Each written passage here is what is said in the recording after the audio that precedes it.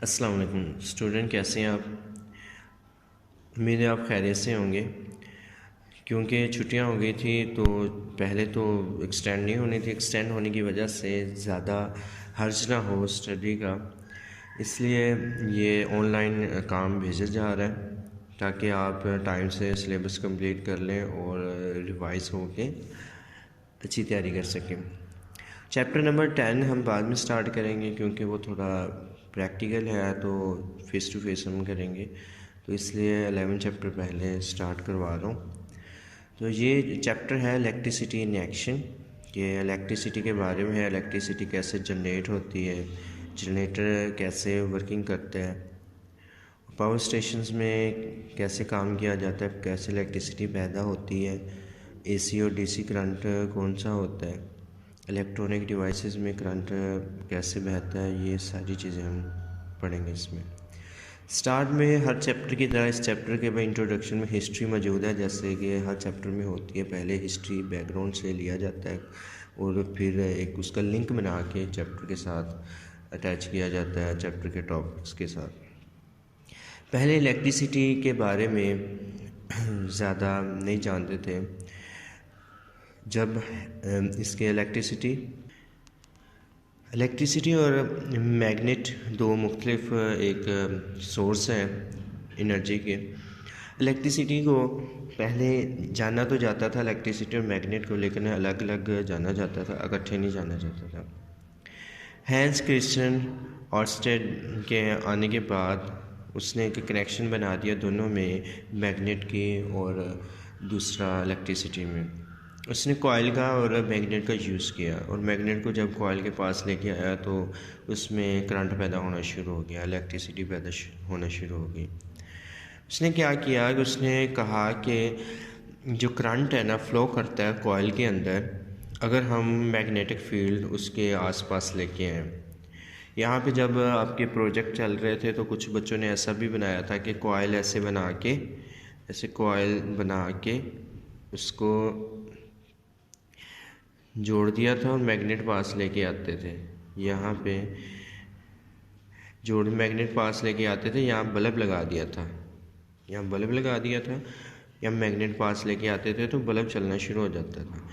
तो मतलब कि इलेक्ट्रिसिटी पैदा होती है। तो यहाँ से कॉइल बनाई थी, बच्चे ने कॉइल बना के उसके कनेक्शन ऐसे लगा दिए थे। तो यही चीज़ है इसमें भी।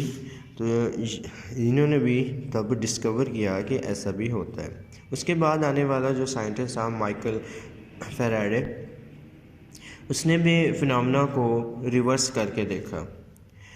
यहाँ पे मैग्नेट की बात आई थी, लेकिन उसने दोबारा कॉइल को भी लेके आया, एक लूप बनाया। कॉइल का लूप होता है कि अगर हम किसी भी एक वायर को लेके ऐसे घुमाते जाएं, एक लूप बन जाएगा। मतलब कि अगर हम बहुत सारी वायर को इकट्ठा सर्कुलर वे में रोटेट ऐसे बांध अटैच करते जाएं तो वो एक लूप बन जाएगा। तो उसने लूप की हेल्प से कहा कि अगर हम लूप को मैग्नेट के अपोजिट पोल के पास लेके जाएं और दूर लेके जाएं तो उससे भी करंट पैदा होता है। ये उसका दूसरा था कि पहले साइंटिस्ट ने सिर्फ मैग्नेट की बात की थी, इसने कहा कि हम कॉइल का भी इस्तेमाल कर सकते हैं।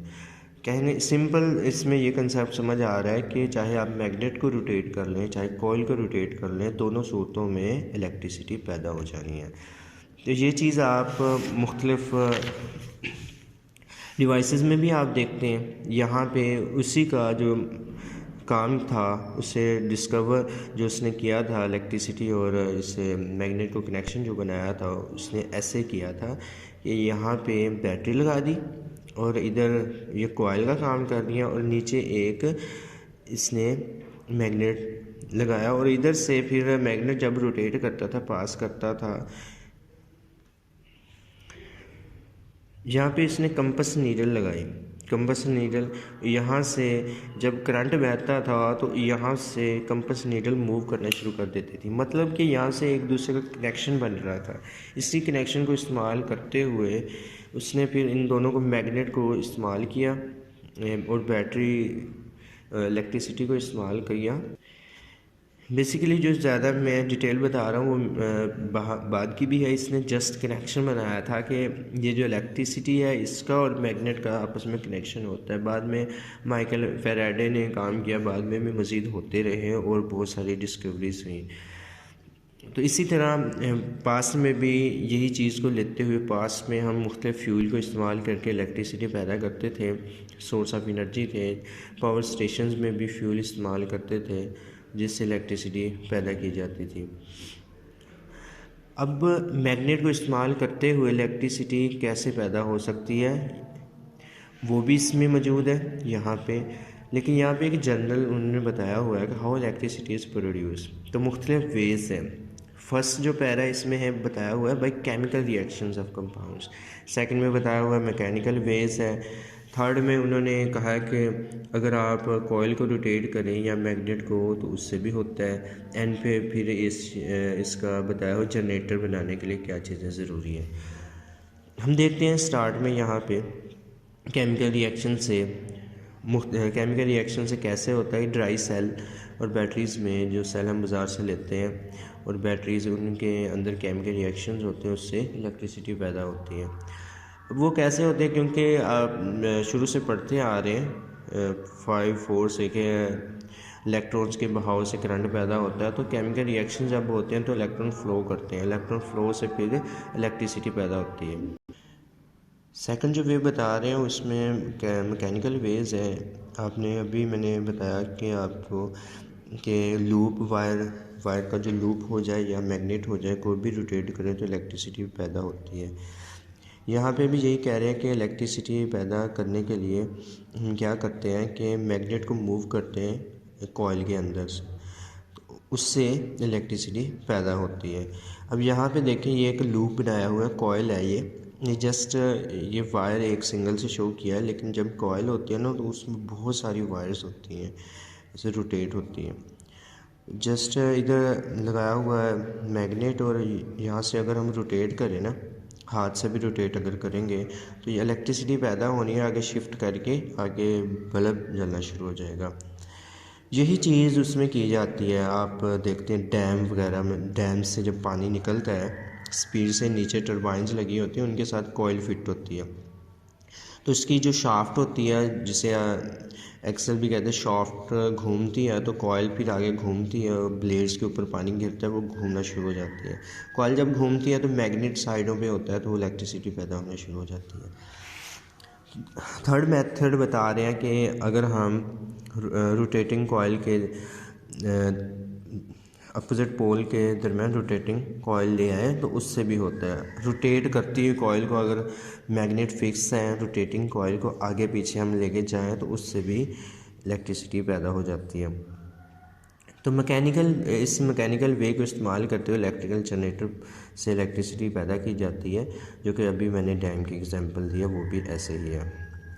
तो कॉइल और मैग्नेट में रिलेटिव मोशन होता है, तो इलेक्ट्रिक करंट स्टार्ट होता है कॉइल से, फिर उसे एक्सटर्नल सर्किट के साथ कनेक्ट कर दिया जाता है। जैसे यहाँ पे बल्ब के साथ कनेक्ट किया है, एक्सटर्नल सर्किट्स के साथ कनेक्ट करके इलेक्ट्रिसिटी स्टोर कर ली जाती है, सप्लाई कर दी जाती है।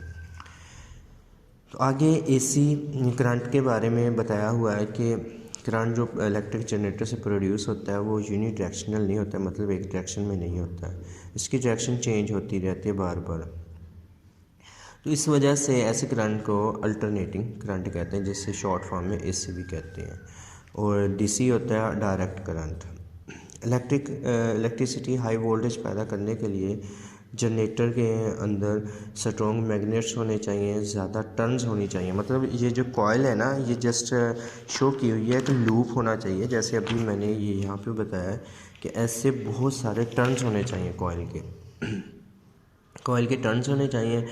और रिलेटिव मोशन होना चाहिए मैग्नेट और कॉइल के दरमियान में, कि ऐसा ना हो कि रिलेट मोशन हो। रिलेटिव मोशन इसलिए कहा है, ये नहीं कि बहुत स्लो हो बहुत तेज़ हो तो उससे फ़र्क पड़ेगा करंट पे, तो एक रिलेटिव मोशन होना चाहिए।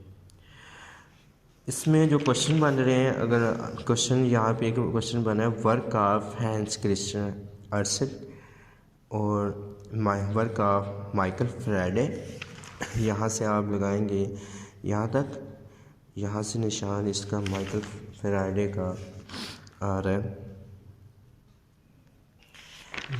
माइकल फेराडे का, यहाँ से आपने लगाना है ही ऑब्जर्व दैट से लेके an electric current was produced in it. इसके बाद आगे फिर आ रहा है मुख्तलिफ ट्रेडिशनल फ्यूल के बारे में बता रहे हैं कैसे करते थे। ये MCQs में ये चीज़ें पूछी जा सकती हैं। आगे how electricity is produce, explain methods. तो मेथड्स आपने लिखने हैं। पहला मेथड यहाँ से आएगा, इलेक्ट्रिसिटी कैन बी जनरेटेड, यहाँ से लेके chemical reactions of compound. Second method आ जाएगा, ये अंडरस्टैंडिंग आपकी होगी, मैंने अपनी पूरी कोशिश की है। दूसरा है मैकेनिकल वेज, यहाँ से यहाँ तक। Third, electricity can also be produce, यहाँ से लेके टू एन एक्सटर्नल सर्किट तक। उसके बाद अल्टरनेटिंग करंट की डेफिनेशन है, the current produce by electric generator, यहाँ से लेके अल्टरनेटिंग करंट AC तक। फिर उसके बाद है कि एक जनरेटर के पास क्या चीज़ होनी चाहिए हाई वोल्टेज पैदा करने के लिए, तो वो क्वेश्चन है। तो यहाँ पे क्वेश्चन मार्क भी आप लगा सकते हैं, for the production of electricity higher voltage generator should have, question mark लगा दें, क्वेश्चन बन गया। और आगे ये 3 पॉइंट्स इसका आंसर आ जाएगा। ठीक है, याद करना है, साथ साथ जमा नहीं करना, बाद में फिर मुश्किल होगी। अल्लाह हाफिज़।